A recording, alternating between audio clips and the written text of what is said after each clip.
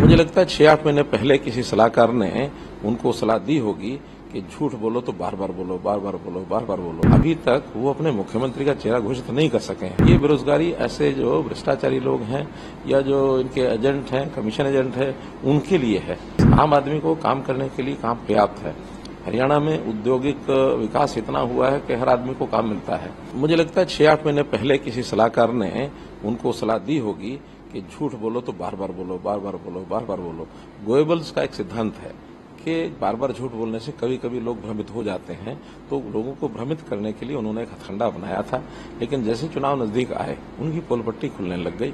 उन्होंने सबसे पहले तो अपना कॉन्फिडेंस खो बैठे कि जब उन्होंने कहा कि हम किसी से गठबंधन करना चाहते हैं। गठबंधन किसी ने आगे बढ़ के किया नहीं।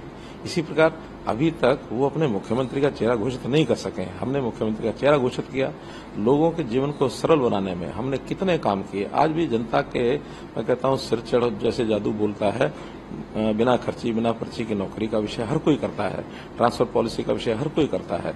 घर बैठे लोगों की पेंशन बनती है, हर कोई बोलता है। आयुष्मान कार्ड की इतनी भारी जो एक छूट दे करके और स्वास्थ्य का जो बीमा मोदी जी ने कराया वो हर कोई बोलता है। लोगों को मकान मिले, हर कोई बोलता है। किसान जो है उसको घर बैठे और उसका मुआवजा भी मिलता है, पहले की अपेक्षा कई गुना ज्यादा मिला है।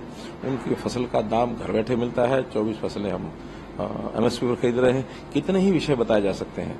कौशल रोजगार के नाते हमने नौजवानों को कुशलतापूर्वक कौशल उनका बढ़ा करके उनको, चाहे प्राइवेट नौकरी है, चाहे सरकारी है, इवन विदेश में भी हम लोगों ने अपना फॉरेन कोऑपरेशन डिपार्टमेंट के माध्यम से ओवरसीज प्लेसमेंट सेल बना करके विदेश में भी लोग भेजने शुरू किए। तो इसलिए इनकी किसी बात में दम नहीं है, कोई भी विषय नहीं है। इनके समय में कांग्रेस में लोग भयभीत थे, अत्याचार से पीड़ित थे, और कितने अत्याचार खास करके अनुसूचित जाति के ऊपर हुए वो आज भी गिने जाते हैं। लोग एक एक करके टिप्स पर याद करते हैं। इसी प्रकार से उस समय भ्रष्टाचार का कितना बड़ा बोलबाला था। कोई व्यक्ति भी यानी उस भ्रष्टाचार से अछूता नहीं था। इनके जो एजेंट्स थे, इनके जो जितने बिचौलिए थे, उन सबको हमने भी बेकार कर दिया। और इसी उनकी बेकारी के कारण से वो अपने आकाओं के कान भरते हैं। हरियाणा में बेरोजगारी होगी, बेरोजगारी हो गई। ये बेरोजगारी ऐसे जो भ्रष्टाचारी लोग हैं या जो इनके एजेंट हैं, कमीशन एजेंट है, उनके लिए है। आम आदमी को काम करने के लिए काम पर्याप्त है। हरियाणा में औद्योगिक विकास इतना हुआ है कि हर आदमी को काम मिलता है। और केवल अब, पहले तो केवल गुरुग्राम में, मैं कह सकता हूं फरीदाबाद में, आज तो एनसीआर के सब जिलों में, और एनसीआर नहीं, जीटी रोड के ऊपर सब जिलों में, इधर हिसार सिरसा तक सब तरफ उद्योग ही उद्योग हैं।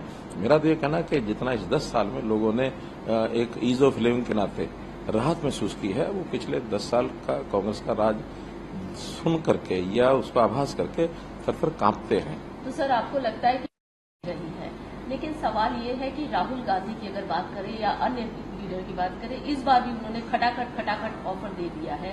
हिमाचल में भी हमने देखा, कर्नाटका में भी देखा, और कहीं ना कहीं वो ऑफर वोट में, उत्तर प्रदेश में भी कहीं ना कहीं वोट में तब्दील हो। आपको लगता है हरियाणा में भी ऐसा कुछ होने वाला है? जब एक आध जगह इनको वोट में तब्दील होते दिखा, उसके बाद जिस प्रकार से इन्होंने यानी बैक एंट्री की है, जिस प्रकार से इन्होंने अपने आप को पीछे हाथ पैर खींचे हैं, वो भी जनता को दिखता है।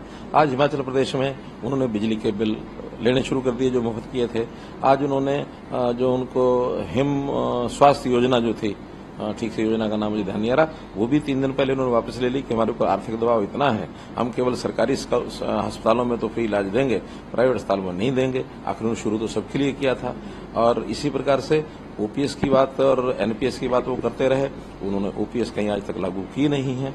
हमने एनपीएस की बजाय अब यूपीएस कह दिया है, यानी यूनिफाइड पेंशन स्कीम, जिसके अंदर प्राय वही लाभ जो ओल्ड पेंशन स्कीम में थे, वही लाभ यूनिफाइड पेंशन स्कीम में भी मिलेंगे।